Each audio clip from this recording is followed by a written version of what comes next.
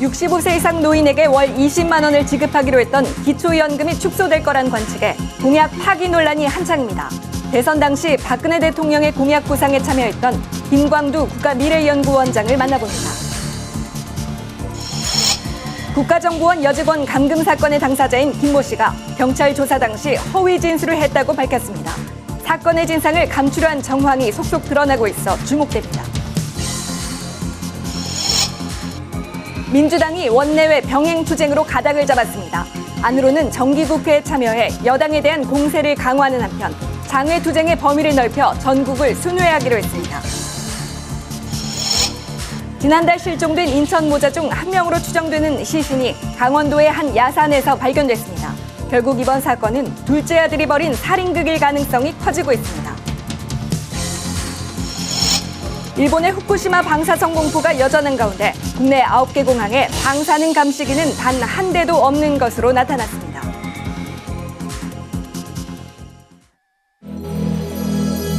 최고의 철에서 더 강한 차가 태어납니다. 현대자동차의 이름으로. 시청자 여러분 반갑습니다. 긴 연휴 끝에 새로운 한 주를 시작했습니다. 힘든 하루셨을 텐데 첫 소식도 그렇게 힘을 들이는 뉴스는 아닙니다. 지난주에 방송을 마치면서 모든 뉴스를 다 알 수는 없지만 좀 더 알아야 할 뉴스는 있는 것 같다고 말씀드린 바 있는데요. 오늘 저희가 좀 더 알아볼 뉴스는 박근혜 정부의 복지 공약이 어찌 돼가고 있는가 하는 문제입니다. 기초연금 문제로 진영 보건복지부 장관이 공약 후퇴에 책임지고 사퇴한다는 얘기가 불거지면서 복지 공약의 후퇴가 이제 공식화되는 것이 아니냐는 분석이 나오고 있습니다. 당초부터 재원이 모자라서 불가능한 공약이 아니었느냐 하는 지적이 많이 있었죠. 우선 청와대에 나가 있는 남궁욱 기자를 연결하겠습니다. 오는 26일에 예산안이 상정되는 국무회의를 박근혜 대통령이 예정이 없이 직접 주재하면서 기초연금이나 4대 중증 질환 지원에 대한 입장을 밝힐 것이라는 발표가 오늘 저녁에 나왔습니다. 좀 급박하게 돌아간 셈입니다. 청와대도 여론 상황이 좋지 않다고 판단한 것 같습니다. 남궁욱 기자 연결돼 있습니다. 남궁 기자. 예, 청와대에 나와 있습니다. 예, 아무래도 그동안에 복지 후퇴 논란은 계속 있어 왔는데 진영 보건복지부 장관의 사퇴 이 얘기가 불거지면서 상황이 더 좀 벌어진 것 같네요. 예, 그렇습니다. 26일에 국무회의에는 내년도 정부 예산안이 상정이 됩니다. 그리고 그 내에는 당연히 그 속에는 복지 예산도 포함이 되어 있습니다. 그래서 이 날에 맞춰서 보건복지부에서는 박근혜 정부의 복지 공약을 이렇게 실천해 나가겠다라는 계획을 함께 발표할 예정인데요. 바로 이 계획과 관련돼서 진영 장관이 이 계획이 당초 공약에 비해서 상당히 후퇴한 것이다. 그래서 이에 대해서 책임지고 발표 이후에 사퇴하겠다라는 얘기를 주변에 했다는 겁니다. 예. 이 발언이 알려지면서 장관이 사의를 밝힐 정도면 정부가 공약 후퇴를 공식화하는 것 아니냐라는 분석이 나오면서 공약 후퇴 논란에 다시 한번 불이 붙은 겁니다. 예, 물론 뭐 공식 발표가 된 건 아닙니다만 공약은 후퇴하는 것이 거의 기정사실화되고 있는 분위기군요. 예, 그렇습니다. 현재까지 알려진 바에 따르면 문제의 기초연금의 경우에 65세 이상 노인의 70%까지만 지급을 하고요. 그 지급액도 차등을 둔다는 게 정부의 안이 될 가능성이 큽니다. 예. 그런데 문제는 박근혜 대통령이 대선 과정에서 65세 이상 노인 전원에게 월 20만 원 정도씩은 주겠다라는 얘기를 여러 곳에서 여러 장소에서 하고 다녔다는 겁니다. 예. 이 약속에 비교해 볼 때 아무래도 공약 후퇴라는 지적을 피하기 힘든 상황입니다. 예, 여당 내에서도 이 공약에 대해서는 우려하는 목소리가 좀 높았던 걸로 알고 있는데 어떻습니까? 예, 그렇습니다. 대선 직후부터 여당 내에서조차 재원 마련이 힘들 거다라는 전망과 함께 지급액을 낮추던가 그렇지 않으면 재원 마련을 위해서 아무래도 증세 논의를 본격화해야 된다라는 조언이 있어 왔는데요. 예. 그럼에도 불구하고 청와대는 무조건 증세부터 얘기해서는 안 된다랄지 그렇지 않으면 복지 공약 후퇴기가 더 이상 나오지 않았으면 좋겠다라는 논리로 박 대통령은 이른바 증세 없는 복지 공약 이행론을 고수해 온 겁니다. 예. 26일에 국무회의는 원래 국무총리 주재로 알고 있는데 박 대통령이 직접 나서서 이 문제를 거론하기로 했죠? 예, 박 대통령이 오늘 낮에 갑자기 참모들을 불러서 26일 국무회의를 내가 주재하겠다라고 지시를 내리면서 준비를 하라고 했다는데요. 예. 말씀하신 것처럼 국무회의는 국무총리와 대통령이 격주로 진행을 합니다. 그리고 이번 주는 정홍원 총리의 차례였는데요. 이렇게 순서를 바꾼 것 자체가 논란이 커지는 걸 의식해서 박 대통령이 직접 조기 진화에 나서겠다라는 결심을 굳힌 걸로 보여집니다. 예. 실제로 이정현 홍보수석은 한 3시간 전쯤에 기자실을 찾아서요. 26일 국무회의에서 박 대통령이 기초연금과 4대 중증질환 국고 지원에 대해서 입장을 밝힐 것이다 라고 발표를 했습니다. 예. 국고 지원을 새롭게 더 한다는 얘기는 아니죠? 예, 그렇습니다. 아무래도 지켜봐야 되겠습니다만 현재까지 취재한 바에 따르면 새로운 국고 지원 계획을 밝히는 차원이 아니라요. 국고 지원 예산이 축소되고 공약이 축소된 부분에 대해서 유감을 표명을 하면서 그렇게 될 수밖에 없었던 불가피성에 대해서 설명을 하고요. 그리고 또 더 나아가 야당이 주장하는 것처럼 대대적인 공약 축소는 아니다. 이런 점을 강조할 것이라는 게 청와대 관계자들의 설명입니다. 이를테면 대대적인 공약 후퇴가 아니라는 점에서 기초연금을 받는 사람들은 줄었지만 그 준 사람들에 대해서는 거의 약속한 만큼의 돈을 지급을 하겠다라는 식으로 대국민 설득에 나설 가능성이 크다는 겁니다. 예, 야당 반응은 어떻게 나옵니까? 예, 한마디로 공약 후퇴를 좌시하지 않겠다라는 겁니다. 민주당의 전병헌 원내대표 같은 경우에는 드디어 우려했던 박 대통령의 공약 먹튀가 구체화되고 있다라고 지적을 했고요. 그러면서 박 대통령이 어르신들 손을 잡고 했던 기초연금 공약을 뒤집는 것 자체가 선거가 끝났으니 모두 버리겠다는 토사구팽적인 태도다라고 목소리를 높였습니다. 이에 따라서 해당 재원이 예산이 국회를 통과하는 과정에서 아무래도 진통이 예상되는데요. 이러다 보니까 청와대와 야당의 관계 앞으로도 더욱더 틀어질 일밖에 안 남은 것으로 보여집니다. 예, 청와대 나가 있는 남궁옥 기자였습니다. 이번에 불거진 것은 기초연금의 축소 문제지만 박 대통령의 취임 전후부터 복지 분야 공약은 이미 여러 개가 지속적으로 흔들려 왔습니다. 천권필 기자가 보도해드리겠습니다. 대선 당시 기초연금 지급을 핵심 공약으로 내건 박근혜 대통령. 기초연금은 65세 모든 국민들에게 다 드릴 수가 있고. 하지만 공약 이행에 필요한 재원 마련 문제가 발목을 잡았습니다. 새누리당은 당초 2017년까지 14조 원이 추가로 필요할 것으로 봤습니다. 반면 보건사회연구원이 추산한 금액은 3배 가까운 39조였습니다. 대통령직 인수위원회는 결국 65세 이상에게 4만 원에서 20만 원씩 차등 지급하는 수정안을 내놨습니다. 이후 복지부가 만든 국민행복연금위원회는 한 발 더 물러나 상위 20에서 30%는 지급 대상에서 아예 제외키로 했습니다. 몇십 년 후까지 바라보았을 때 재원 충당이 가능한 수준의 제도가 도입되어야 한다는 점에 위원들의 의견이 일치하였습니다. 26일 발표될 정부 최종안은 하위 70%에 최고 20만 원까지 차등 지급하는 내용인 것으로 알려졌습니다. 다른 복지 공약도 상황은 별반 다르지 않습니다. 올해부터 시행된 영호세 무상보육은 재정 부담이 커진 지자체의 반발에 흔들리고 있습니다.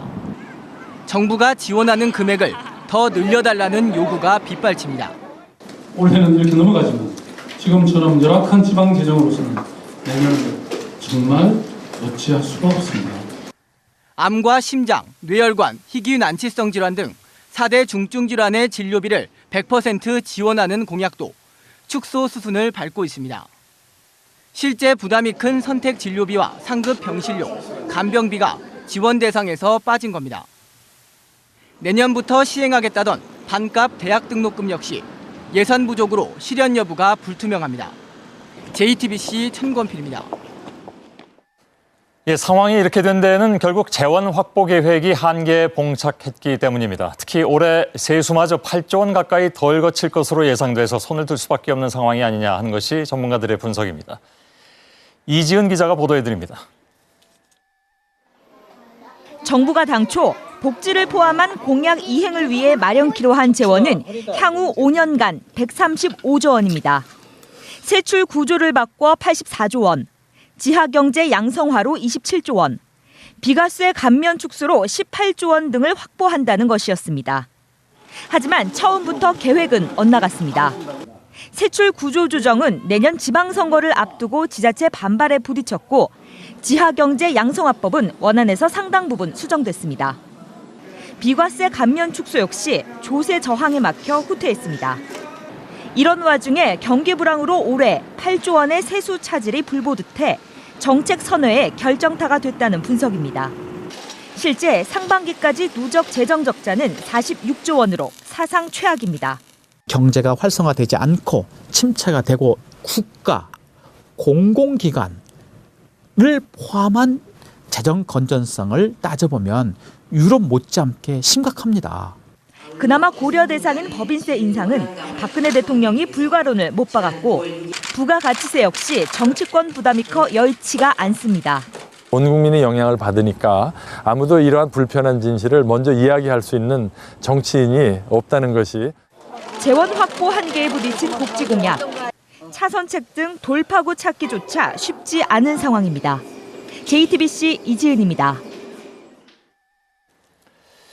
누구나 노인이 되기 때문에 모든 노인에게 공평하게 연금을 주겠다고 한 공약은 그만큼 상징성이 컸습니다. 따라서 이를 수정한다고 할 때 그만한 파장이 뒤따를 수밖에 없는데요. 박근혜 대통령의 대선 공약 입안의 한 축을 맡았던 김광두 국가미래연구원장과 이 문제를 놓고 잠깐 좀 얘기를 나누겠습니다. 김광두 원장은 대선 때 새누리당 국민행복추진위원회 힘천경제추진단장을 맡은 바도 있습니다. 어서 오십시오. 네, 안녕하세요. 예, 반갑습니다. 자, 상황이 이렇게 됐는데 어떻게 보십니까? 이렇게 복지 공약은 어쩔 수 없이 축소될 수밖에 없다 이렇게 판단을 하십니까? 우선 며칠 사이를 놓고 보느냐 또 길게 보느냐 하는 문제인데요. 예. 최근에 오늘 지금 이 이슈는 진영 장관 문제로부터 생긴 거 아니겠습니까? 예. 이것만 가지고는 아직은 좀 판단이 빠르다고 봅니다. 예. 왜냐하면은 65세 이상 모두에게 20만 원을 준다. 이거는 그 자체에 문제가 있다. 이렇게 생각하는 사람이 많았거든요. 예. 이건희 회장이 20만 원이 필요하겠어요? 정몽구 회장도 20만 원 필요 없을 겁니다. 예. 필요한 사람한테 주는 것이 기본 정신이라면 65세 이상 모두에게 준다는 것은 예. 문제가 있죠. 그럼 이제 당초 공약은 후퇴하는 걸로 봐야 되겠네요. 그러니까 당초 공약이 좀 무리다. 그렇게 볼 수가 있다고 예. 보고 그럼 저는 그때 혹시 공약 위반 단계에 같이 하시진 않으셨습니까?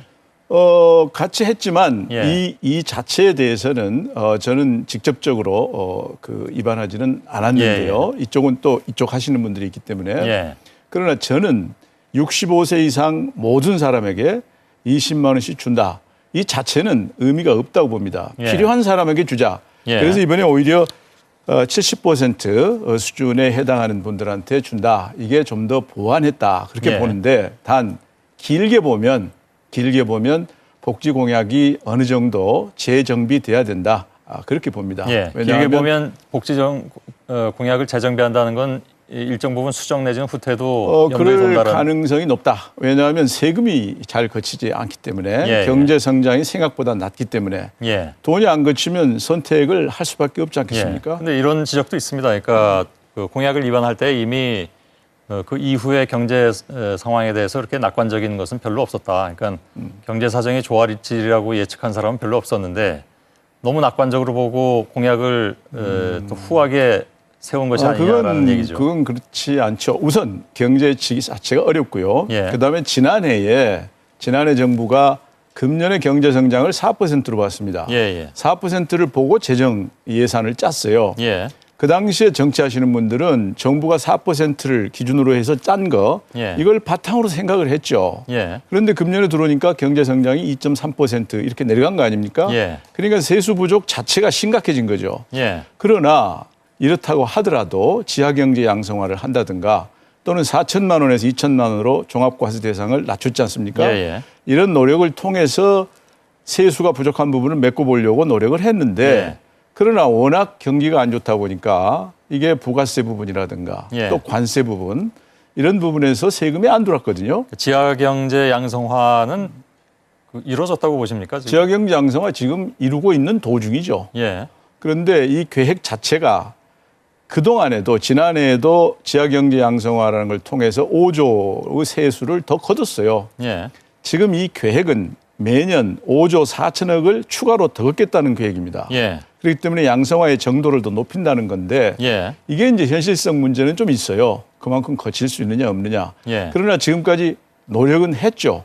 지금 세무조사 때문에 얼마나 많이들 고생하고 있습니까? 예. 노력의 일환 아니겠어요? 예. 또 전두환 대통령 세금 낸다고 그랬지 않습니까? 그전에 못 냈잖아요. 예. 다른 분들도 마찬가지 아닙니까? 그것만 가지고는 사실은 전체 재원을 확보하는 데는 모자라죠. 태부적이겠죠. 모자라죠. 예. 그렇기 때문에 고민하는 거 아니겠어요? 예. 그래서 지하경제 양성화든 또 어떤 방법론이든 세원 또 발굴한다든가 그 모든 것이 그 당시에 이제 문제 제기하는 사람들의 입장에서는 여태까지 안 해왔던 것도 아니고 다 해왔던 것인데 상당 부분 어려웠다. 따라서 그것을 전체 방법론으로 세워서는 곤란하지 않겠느냐. 그래서 그때 이제 증세 얘기도 나왔었고요. 또 김광도 원장께서는 다른 인터뷰에서 뭐 어차피 증세는 언젠간 얘기해야 되지 않겠냐라고 말씀하신 바가 있는 걸로 알고 있는데 그 시기가 이제 다 왔다고 생각하십니까 혹시? 증세에 관해서는 이제 방법론 문제가 반드시 같이 가야 이게 되는 겁니다. 그러니까 세금에 대해서 국민들이 저항을 안 하려면은 세금을 걷어가는 정부가 이 돈을 어디다 쓴다 하는 걸 확실하게 투명하게 보여줘야 되고 동시에 그것이 국민들한테 다시 혜택이 돌아가는 그 메커니즘이 분명해야 됩니다. 그러니까 저항이 없거든요. 그런데 증세 자체는 복지 약속한 거를 그대로 지켜야 되겠다. 확실하게 이건 그대로 지켜야 되겠다. 그런데 돈이 없다. 그러면 증세해야죠. 그건 당연한 순서죠. 그런데 현재의 상태로 봐서는 아마 그런 논의가 이제 나오게 되는 그런 시점이 오고 있지 않나 그렇게 봅니다. 증세 얘기는 사실 지난번에 3자 회담에서도 얘기가 나온 바가 있습니다. 물론 이제 법인세라든가 이런 것에 대해서는 박 대통령은 부정적인 것으로 알고 있습니다만. 근데 김광도 원장께서는 이미 그 정권 초부터 증세의 가능성을 말씀해 오셨기 때문에. 그렇죠. 근데 박근혜 대통령은 증세는 안 한다라는 것이 공약이었고. 다시 말하면 증세를 하면 공약을 위반하는 것이 되고 증세를 하지 않고 그 복지를 축소해도 또 공약을 위반하는 것이 되고 어떻게 하는 것이 맞다고 그러니까 보십니까? 처음부터 복지 공약을 지킨다 이거를 강조하셨던 걸로 저는 기억합니다. 그런데 많은 사람들이 세금이 덜 거치는데 어떻게 할 겁니까? 거기에 대한 대답이 그러나 최선을 다해서 증세 안 하고 한번 복지 공약을 지켜보겠다. 그게 대답이었거든요. 그런데 그것은 전제 조건이 지하경제 양성화 또는 그 감면 이걸 좀 줄이는 거 또는 세출 줄이는 것이 좀 비교적 원활하게 될 거다 하는 전제가 깔려 있지 않았나 봅니다. 그런데 이제 막상 해보니까 뭐 국회에서 그 FIU법 이런 것도 좀 문제가 생겼고 또 세수 이거를 하려고 세무조사를 지나치게 하니까 중소기업들이 특히 굉장히 고통스러워하고 세출 문제는 또 이게 SOC 부분에서 많이 줄여야 되거든요. 그리고 그것은 각 지역에서 또한 반발이 많고 그래서 처음에 대통령께서 생각하셨던 만큼 이게 원활하게 돌아가지 않는 그런 측면이 지금 생겼다. 더욱이 4% 성장을 전제로 세금 수입을 생각했는데 2.3%, 2.5% 이렇게 되니까 거기에서 또 차질이 생겼다. 아까도 말씀드렸습니다만 4% 성장에 대해서는 다 비판적이었습니다. 그때 기억하기에도. 따라서 그것을 꼭 기준으로 해서 공약을 개발한 것이 맞는 것이냐에 대한 논란이 있을 수 있고요. 또 하나는 기본적으로 지금 그 정부가 출범한 지 반년 조금 넘은 상황인데 특히 가장 중요한 것으로 내세웠던 복지 공약이 벌써부터 이렇게 흔들린다는 것은 그건 좀 문제가 있지 않느냐. 그거는 문제가 있죠. 그러나 이제 상대적으로 이 정부는 돌아가지고 공약 가계부라는 걸 내세웠지 않습니까? 그건 어느 정부도 안 한 겁니다. 말하자면 약속을 지키겠다는 의지를 거기서 보여준 거 아니겠습니까? 최선을 다해서 노력을 하는데 그런데 경제 현상이 생각만큼 안 돌아간다. 그렇기 때문에 세금이 생각보다 훨씬 안 들어오는 문제가 지금 생겼단 말입니다. 거기에서 이제 흔들리게 됐고 그래서 그럼 이걸 어떻게 할 거냐? 그게 지금부터 고민이고 이번에 그 보사부에서 보건복지부에서 이제 그 노령연금 문제를 손댄 것도 그러한 고민의 일환이다 그렇게 봅니다. 증세를 많이 한다면 어떤 방법이 맞다고 보십니까? 그 많은 논의를 해야죠. 그런데 한 가지 이제 증세를 한다고 할 때 한 가지는 우리가 염두에 두고 해야 됩니다. 뭐냐 하면 어디에다 증세해야 되느냐. 이거를 할 때 국가 경쟁력에 대한 배려를 해야 됩니다. 우리가 중국하고 경쟁하고 있지 않습니까? 그 말씀은 예를 들면 법인세 같은 것은 손대서는 안 된다라는 말씀이신가요? 손대서는 안 된다기보다 다른 나라 법인세 수준은 어떻게 돼 있는지 그걸 보고 해야 된다. 이런 얘기가 되는 거고요. 실효세, 법인세 중에 실효세 부분에 있어서는 다른 OECD 국가들보다 훨씬 떨어진다는 통계가 이미 나와 그런데 있습니다. 그 내용을 들어가 보면은 예. R&D에 대한 배려들이 많이 연금이 들어 있어요. 예. 그렇기 때문에 우리 입장에서 다른 선진국하고 비교해서 예. R&D에 관해서 전략적 고려를 하지 않아도 되는 것인지 예. 이런 고민이 같이 거기에 가야 되는 거고 근데 또 예를 하나는 들어서 부자 증세 얘기를 많이 하잖아요. 예, 예. 그런데 이것도 기초 통계를 놓고 보면은 예. 종합소득세 기준으로 현재 상위 20%가 전체 세금의 예. 93.6%를 내고 있습니다. 예. 그렇기 때문에 그것도 그렇게 쉽게 그럼 나머지 20%가 99% 내시오. 예. 이것도 쉬운 문제는 아니거든요. 알겠습니다. 사실 이 세금은 직접세, 뭐 간접세, 특목세 여러 가지로 생각할 수가 네. 있는데 간접세 같은 경우에는 뭐 모든 국민들이 다 부담을 해야 되기 때문에 그래서 반대하는 분들도 많이 계시고. 네. 근데 아직 세금 얘기가 본격적으로 나오진 않았으니까요. 예, 예. 가정을 놓고 너무 오래 얘기할 수는 그렇죠. 없어서 예. 오늘 이 정도로는 좀 말씀 나누고 나중에 이 얘기가 본격화되면 한 번 더 모시도록 하겠습니다. 26일 날 이후에 또 한번 뵙죠. 예, 그렇게 하겠습니다. 국가미래연구원의 김광두 원장이셨습니다. 고맙습니다. 네, 수고하세요. 예, 예. 오늘 여론조사는요, 이번에 정부가 복지 정책을 수정하려고 하고 있는데 국민들이 보기에는 선거에 승리하기 위해서 거짓 공약을 했던 건지 당선 뒤에 합리적으로 정책을 수정하는 것인지 증세를 해서라도 복지 공약을 지켜야 하는지 아니면 복지 공약을 수정하고 증세는 하면 안 되는지 기초연금과 같은 대표 복지 공약을 지키지 못한 데 대해서 진영 복지부 장관이 사의를 표명했는데요. 여러분들은 어떻게 생각하시는지 궁금합니다. 예, 오늘 의견은 다 모아지는 것 같네요. 역시 복지공약 후퇴 논란입니다. 앞서 집중 분석해드렸고 오늘의 여론조사도 이어서 가겠습니다.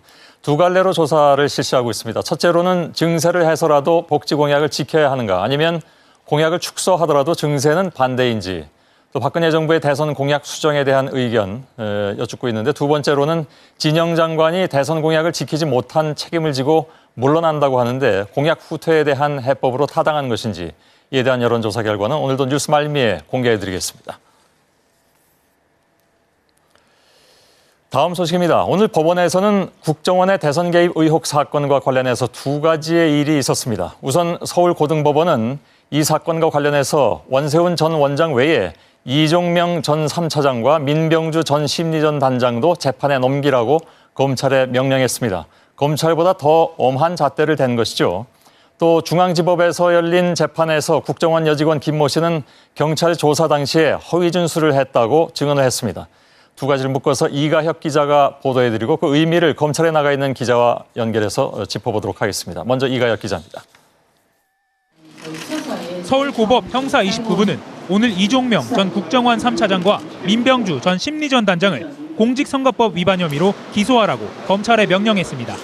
두 사람을 비롯한 국정원 직원들을 기소해달라는 민주당의 재정 신청을 일부 받아들인 겁니다. 재판부는 직위와 가담 정도 등을 고려해 공소 제기를 명한다고 밝히고 여직원 김모 씨 등 나머지 직원 3명은 상급자의 지시 등에 따라 이 사건에 가담하게 된 점 등을 고려해 기각한다고 설명했습니다. 이에 따라 검찰은 지체 없이 담당 검사를 지정해 공소를 제기해야 합니다.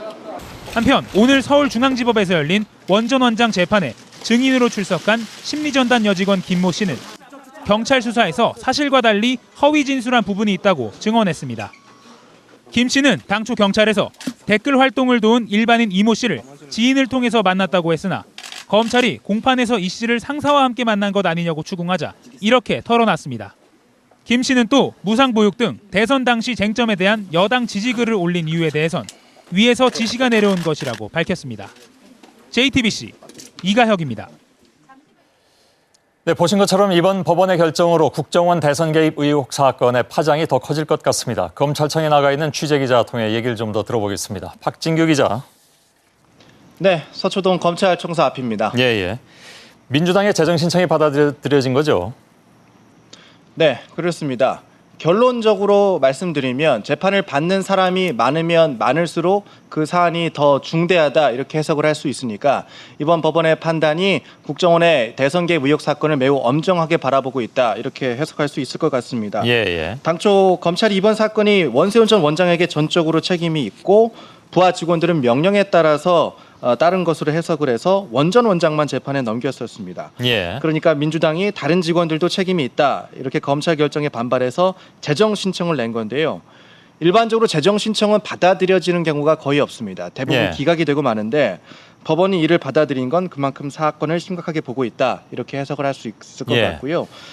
이제 국정원 대선 개입 의혹 재판이 원세훈 전 원장 개인에서 국정원 조직 전체로 2라운드를 맡고 있다 이렇게 해석을 할 수 있을 것 예. 같습니다. 사건 수사를 맡았던 검찰 반응은 어떻게 나오고 있습니까?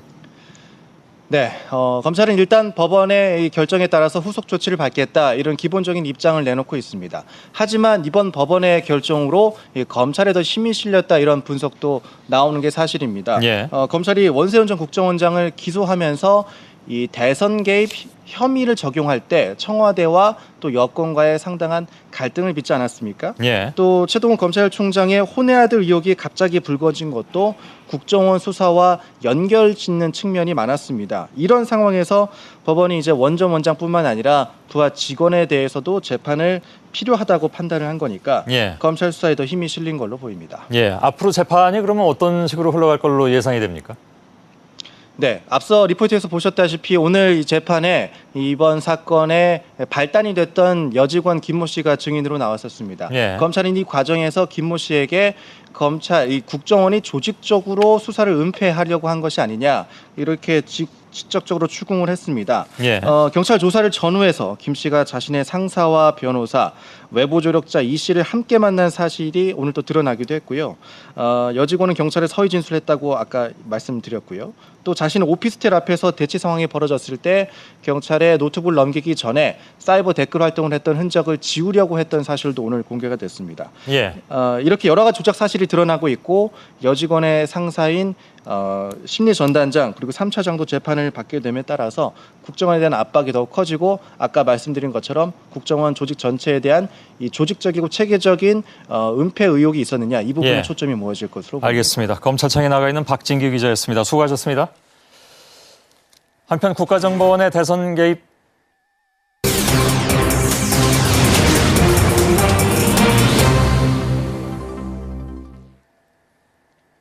예, 한편 국가정보원의 대선 개입 의혹과 관련해서 천주교 정의구현사재단이 시국미사를 열었는데요. 서울시청 앞에 취재기자가 나가 있습니다. 박성훈 기자가 나와 계시죠? 네, 저녁 8시부터 시작된 시국미사는 지금 마지막 의례로 접어들고 있습니다. 오늘 미사는 천주교 정의구현사재단 소속 신부 200여 명과 시민 1,500여 명이 참가한 가운데 진행됐습니다. 사재단은 미사 도중 시국선언문을 발표했는데요. 진실로 재판하는 이가 없다는 성경 구절을 인용하며 국정원이 대선 과정에서 조직적인 공작을 전개했지만 정부와 여당이 진실 규명을 위한 노력을 방해하고 있다고 비판했습니다. 그러면서 민주주의를 위협하는 국정원을 해체하고 대통령이 사과해야 한다고 주장했습니다.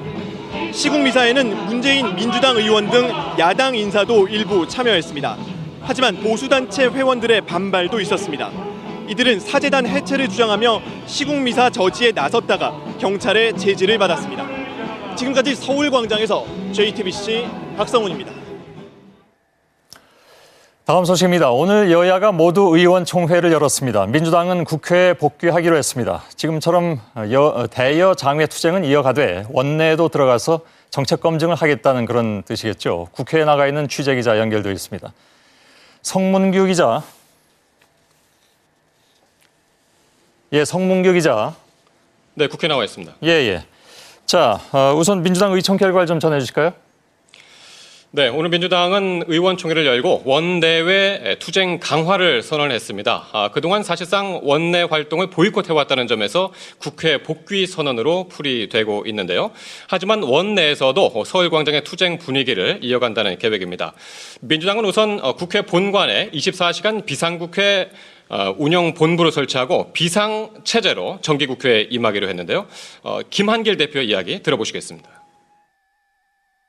의원님들은 우선 국정감사가 끝날 때까지 원외 투쟁을 지원하는 이외의 일로는 국회를 떠나지 않고 잠도 국회에서 쪽잠을 자면서 무섭게 공부하고 준비하고 국정감사에 임하면서 원내 투쟁에 전념해 주시기를 대표로서 요청드립니다.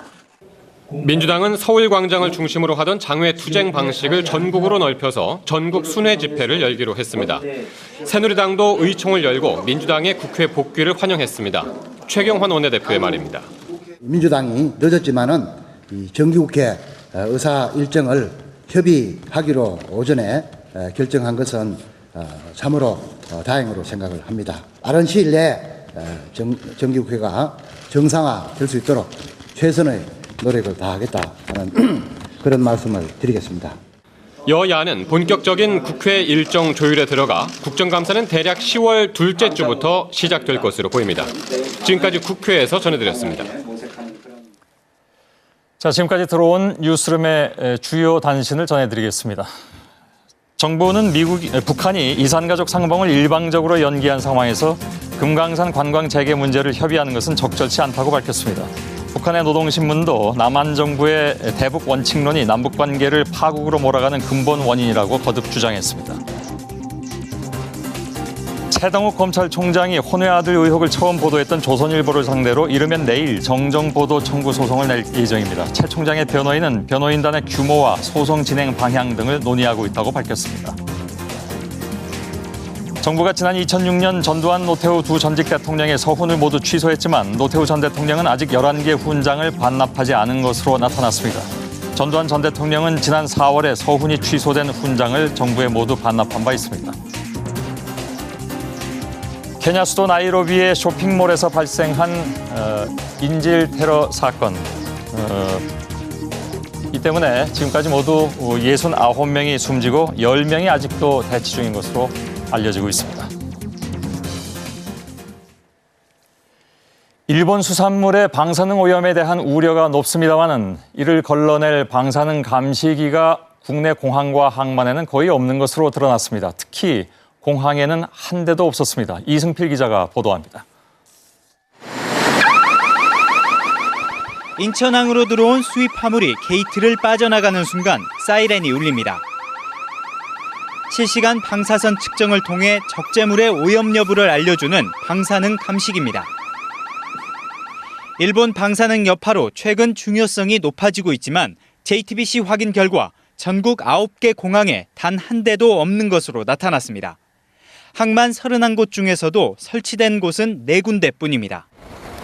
특히 지난해 7월까지 전국의 항만과 공항에 이 방사능 감시기를 설치하도록 법으로 정해놓고도 1년 넘게 지키지 않고 있습니다. 원자력안전위원회는 예산 부족 때문에 어쩔 수 없다는 입장입니다. 일괄적으로 딱 설치하기는 어렵고요. 정부 재정 여건에 따라 맞춰서 이렇게 점차적으로 해나갈 수밖에 없을 것 같습니다. 감시기 관리를 청원경찰에 맡겨 전문성이 떨어진다는 지적도 나옵니다. 방사능 감지기는 턱없이 부족하고 이를 운영할 관리 인력은 전문성조차 담보하지 못한 그런 상황에서 예산 탓만 하고 있습니다. 뻥 뚫린 방사능 방어망 속에 국민들의 식탁이 위협받고 있습니다. JTBC 이승필입니다. 인천 모자 실종 사건의 유력한 용의자로 차남이 다시 체포된 가운데 어머니로 추정되는 시신이 오늘 발견됐습니다. 경찰은 나머지 시신에 대한 수색 작업을 이어가고 있습니다. 경북 울진 수색 현장에 나가 있는 취재기자 연결하겠습니다. 한윤지 기자 나와 있죠? 네, 저는 지금 경북 울진의 실종자 수색 현장에 나와 있습니다. 예, 수색 작업은 지금도 진행 중이죠? 아니요. 오늘 오전부터 경찰 70여 명이 이 일대를 중심으로 실종자 수색 작업을 벌였지만 현재는 날이 어두워지면서 모두 철수한 상태입니다. 예. 지금 보시는 것처럼 제 주변에는 가로등도 전혀 없고 또 지나가는 차들도 없어서 완전히 암흑 상태입니다. 용의자로 지목된 차남 정모 씨가 차를 타고 이 일대를 왔을 당시에도 이처럼 컴컴했기 때문에 시신을 유기한 장소를 찾기가 쉽지 않아 보입니다. 예. 다른 곳에서는 시신이 이미 한 구가 발견이 됐고요. 네, 이곳 경북 울진에서 차로 2시간 반 정도 떨어진 거리인 강원도 정선에서 오늘 오전 9시 10분쯤 시신 한 구가 발견됐습니다. 발견 당시 시신은 이불에 쌓인 채 심하게 부패된 상태였습니다. 실종 당시 기온이 30도를 넘나들었기 때문으로 보이는데요. 경찰은 일단 치아 보형물 등을 근거로 어머니 김모 씨의 시신인 것으로 추정하고 있습니다. 예. 그 장소는 어떻게 알게 됐습니까, 근데? 네, 용의자 정모 씨의 부인이 장소를 지목했습니다. 오늘 현장 수색에서도 부인이 동행했는데요. 부인은 그러나 당시 남편과 함께 차를 타고 왔을 뿐 차에 무엇이 실려 있는지는 알지 못한다고 말했습니다. 용의자 정 씨도 여전히 혐의를 부인하고 있습니다. 경찰은 일단 정 씨가 금전적으로 어려운 상황에서 상속 재산을 노리고 범행을 한 것으로 보고 있습니다. 예. 수색은 내일 계속됩니까, 그러면? 네, 내일 날이 밝는 대로 경찰은 이 일대 주변을 상대로 수색 작업을 다시 시작한다는 계획입니다. 예, 알겠습니다. 경북 울진 수색 현장에 나가 있는 한윤지 기자였습니다. 수고 많았습니다. 예, 시간당 최저임금은 4,860원입니다. 이건 법으로 정하는 것이기 때문에 지켜야 하는 것이죠. 그러나 안 지키는 곳도 꽤 되고 항의하면 나가라는 곳도 있습니다. 정재윤 기자가 취재했습니다. 교사 임용고시를 준비하며 1년 전 편의점 아르바이트를 시작한 26살 주기환 씨. 몸이 고된 데다 최저임금인 시간당 4,860원에도 못 미치는 적은 급여 탓에 최근 일을 그만뒀습니다. 4,100원을 줄 테니까 그대로 해라. 안 그러면은 이제 그냥 채용 안 하겠다 이런 식으로 말씀하시더라고요. 옷가게에서 일하는 이가연 씨는 주인에게 야근 수당을 요구했다가 일자리 잃게 됐습니다. 제가 계속 근로조건들 개선해라 이런 거 법 지켜라 이러고 얘기를 하니까 저한테 10월 초까지만 일하라고. 서울시에 따르면 편의점, 소매점 등 서울 지역 소규모 사업장 근로자의 12.2%는 법정 최저임금도 못 받는 것으로 조사됐습니다. 또 하루에 8시간 넘게 근무하면 시급의 1.5배를 초과 근무 수당으로 줘야 하지만 30% 넘는 아르바이트생들은 이를 받지 못했습니다. 사장님들의 요구를 잘 수용하지 않는 알바 노동자들은 웬만하면 그 가게에서 더 이상 일하기 어렵다고 볼 수가 있겠죠. 악덕 고용주에 대한 처벌이 솜방망이에 그치는 것도 문제를 키웁니다. 근로기준법을 어겨도 과태료나 벌금이 체불임금의 10%에 불과합니다. 게다가 정부 부처와 지자체는 인력이 부족하거나 법적 권한이 없다는 이유로 단속에 소극적입니다. 일부 최저임금 위반 사업장 정도는 지자체에서 관리 감독할 수 있도록 법 개정이 필요합니다. 서울시가 오늘 아르바이트 청소년의 권리 등을 담은 권리장전을 선포했지만 문제 해결까지는 갈 길이 멀어 보입니다. JTBC 정재윤입니다.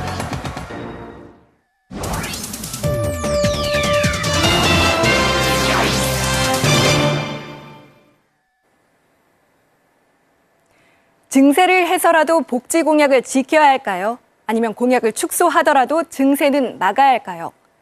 JTBC 뉴스룸 여론조사 결과 잠시 후에 발표해드립니다. 최태원 SK그룹 회장이 회사 돈을 빼돌린 주범으로 지목했죠. 김원홍 전 SK해운 고문의 송환이 계속 늦춰지고 있습니다. 김 전 고문이 소송 자작극까지 벌이면서 송환을 피하는 것이 아니냐는 의혹도 제기되고 있습니다. 김민상 기자가 보도합니다. 최태원 SK그룹 회장의 계열사 자금 횡령 재판에서 핵심 증인으로 떠오른 김원홍 전 SK해운 고문. 1년 뒤에 주식 가격까지 족집게처럼 맞췄다는 소문으로 한때 무속인이라고 알려진 인물입니다. 그분이 대리사에 있어요. 근데 워낙 원래 실손이 있었고 선물 쪽을 좀 잘하고 특화를 잘하다 보니까 도사 그러더라고요, 그냥.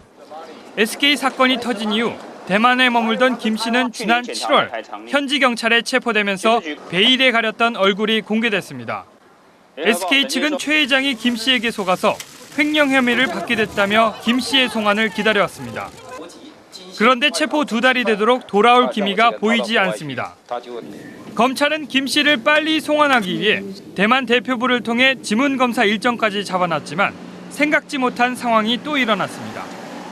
대만 현지인이 빌려준 돈 2억 원을 못 받았다며 김 씨를 고소했다는 겁니다. 대만에선 고소를 당하면 재판 때까지 6개월 정도 머무를 수 있습니다. 이 때문에 송환을 피하기 위한 자작극이 아니냐는 의문이 제기되고 있습니다. 더욱이 김 씨는 중남미 국가에서 여권까지 발급받은 것으로 법무부는 파악했습니다. 우리나라와 대만이 외교를 단절해 범죄인 인도 조약에 효력이 없는 점을 이용해 중남미로 가려는 게 아니냐는 의문이 제기되는 겁니다. 국내 법원은 김 씨 송환 여부에 관계없이 오는 27일 최태원 회장의 항소심 선고를 할 예정입니다. JTBC 김민상입니다. 미국이 북한에서 미사일 2발을 쏠 경우를 가정해 동시 요격하는 시험에 최근 성공했죠. 미 국방부가 촬영한 당시 영상을 JTBC가 단독으로 입수했습니다. 이상복 특파원입니다. 미국 태평양 함대에 배치된 이지스함 디케이터에서 샛노란 화염을 뿜으며 요격 미사일이 발사됩니다. 같은 시간 멀리 떨어진 육군 부대의 트럭 발사대에서도 또 다른 요격 미사일이 불을 뿜습니다. 두 발의 중거리 탄도 미사일이 가상적국에서 발사돼 태평양을 가로지르는 게 위성과 육해군 레이더에 포착되며 미국의 고고도 미사일 방어 체계가 대응에 나선 겁니다. 이날 두 요격 미사일은 대기권 밖에서 목표물에 빠르게 접근해 각각 정확하게 명중시켰습니다. 해상과 육상에서 동시에 요격 미사일을 발사해 적의 공격을 퇴치하는 시험에 성공한 것 이번이 처음입니다. 북한이 올 들어 미국 본토 공격을 운운하자 미국은 최근 괌에 트럭 탑재 발사대를 갖춘 고고도 중거리 미사일 요격망을 구축했습니다. And also the threats that the North Koreans have leveled directly at the United States regarding our base in Guam, threatened Hawaii, threatened the west coast of the United States. 미국 언론들은 이번 요격 성공으로 북한의 중거리 미사일에 대한 공포에서 한 걸음 더 벗어나게 됐다고 평가하고 있습니다. 워싱턴에서 JTBC 이상복입니다. 2015-2016학년도 대입제도가 확정 발표됐습니다. 수시 모집에서 수능 100분위 대신 등급이 반영되고 입학 사정관제는 이름만 바뀌어 유지됩니다. 자세한 내용 김경미 기자가 전합니다. 현재 고등학교 2학년과 1학년이 치르는 대입 수시 전형부터 수능 성적은 등급으로만 반영됩니다. 수능 성적을 지나치게 세분화한 100분위는 평가에 활용할 수 없습니다. 수시에서 수능 성적을 아예 반영하지 못하도록 하겠다던 교육부가 대학의 반발로 한 발 물러선 겁니다. 입학 사정관 전형은 학생부 종합 전형이라는 이름으로 유지됩니다. 사교육을 유발한다고 지적받아온 논술과 구술 면접, 적성고사는 제한하기로 했습니다. 교과 중심의 어떤 문제풀이식 적성고사나 논술 같은 경우에는 가급적 학교에서 자율적으로 지향해 나가도록 재정 지원과 연계해서 유도해 나가려고 그렇게 하렵니다. 올해 도입된 수준별 선택형 수능도 단계적으로 폐지됩니다. 2015학년도부터 영어가 폐지되고 국어, 수학만 치러집니다. 토익, 토플이나 경시대회 수상 성적으로 학생을 뽑는 특기자 전형은 모집 단위 특성상 불가피한 경우에만 허용하기로 했습니다. JTBC 김경미입니다. 앙겔라 메르켈 독일 총리가 3선에 성공했습니다. 메르켈이 이끄는 보수연합이 총선에서 압승을 거뒀기 때문인데요. 자세한 소식 독일 현지에서 이상원 특파원이 전합니다. 제 뒤로 보이는 이곳이 메르켈 총리가 주인인 독일 총리실 청사인데요. 어제 치러진 총선을 통해 메르켈 총리는 이곳에서 4년간 더 일하게 됐습니다. 과연 그의 인기의 비결이 무엇인지 제가 독일인들의 입을 통해 들어봤습니다. It's more listening to other people's opinions and trying to consider these. That is because it's the way she is governing is more a female style. She studied physics and math, and she acts in a way not like a typical politician. She acts more like sometimes like a scientist. 여성 특유의 소통의 리더십, 이과 출신다운 분석적이고 체계적인 정책 추진 스타일이 가장 큰 장점으로 꼽힙니다.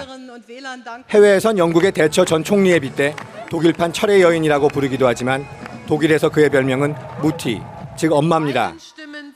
이처럼 부드럽고 꼼꼼한 리더십으로 지난 8년간 경제를 잘 관리해온 게 3선에 성공하는 밑거름이 됐습니다. The unemployed persons, it's about 5 to 6%, and if you compare this to other European countries, it's very low. 소통과 민생에 치중하라. 이번 독일 총선이 남긴 교훈입니다. 베를린에서 JTBC 이상원입니다. 19호 태풍 우사기가 중국 남부를 강타해 현재까지 25명이 사망하고 주민 수천 명의 대피령이 내려졌습니다.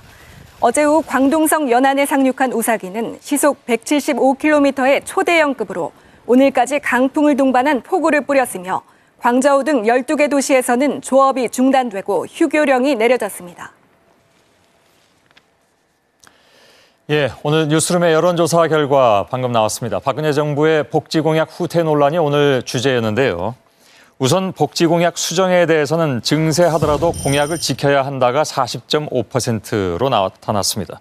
공약을 축소하더라도 증세는 안 된다가 44.8%, 오차 범위 내에 있군요. 잘 모르겠다가 14.7%였습니다. 진영 보건복지부 장관이 공약 후퇴에 대한 책임을 지고 사의를 표명한 것에 대해서 책임지고 사퇴해야 한다가 22.2%, 장관 차원의 문제가 아니므로 사퇴가 해결책은 아니라고 본다가 67.1%, 굉장히 큰 차이가 났습니다. 잘 모르겠다는 10.7%였습니다. 특히 이번 조사 결과에서는 새누리당 지지자들의 답변이 눈길을 끌었는데요. 새누리당의 지지자 가운데 증세를 하더라도 공약을 지켜야 한다는 의견은 34.6%가 나왔고요. 진 장관의 사퇴만이 해법은 아니라는 의견이 68.1%나 차지해서 공약 후퇴에 대해서 부정적인 인식을 보였습니다.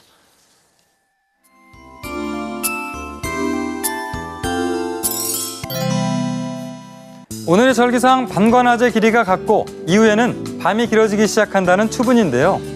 하지만 전국엔 늦더위가 계속됐습니다. 전주의 낮 기온이 31.8도, 서울은 29도까지 올랐는데요. 내일과 모레는 전국에 비가 오면서 기온이 떨어지겠습니다.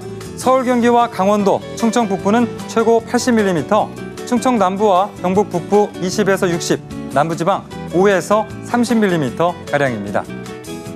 이번 비는 북서쪽에서 내려오는 차고 건조한 공기가 한반도를 덮고 있는 따뜻한 공기와 충돌하기 때문인데요. 비가 내리는 시간은 짧지만 돌풍과 천둥번개를 동반해 요란스레 내리는 게 특징입니다. 특히 서울과 중부지방은 시간당 20mm 안팎의 국지성 호우가 쏟아지고 저녁에는 남부지방에도 비가 오겠습니다. 자세한 기온 보시겠습니다. 중부지방은 낮 기온이 서울 23도, 대전 26도로 오늘보다 3도에서 6도가량 낮겠습니다. 남부지방은 광주 28도, 대구 29도로 예상됩니다. 내일 새벽 서해부터 비가 시작돼 오후에는 남해와 동해로 확대되겠습니다. 물결은 서해 중부 먼바다에서 1.5에서 3m로 조금 높게 일겠습니다. 수요일 비가 그친 뒤 목요일에는 서울의 아침 기온이 12도까지 뚝 떨어지겠습니다. 기상정보였습니다. 증세를 하면 공약의 후퇴, 또 증세를 안 해도 공약의 후퇴 가능성, 이런 경우를 말 그대로 진퇴양난이라고 해야 할 것 같습니다. 정부는 어떤 선택을 할까요? 오늘 뉴스9 여기서 마치겠습니다. 내일도 저희들은 최선을 다하겠습니다. 고맙습니다. When I get older, losing my head, many years from now, will you still be sending me a valentine, birthday greetings, bottle of wine? If I've been out till 2:45, would you lock the door?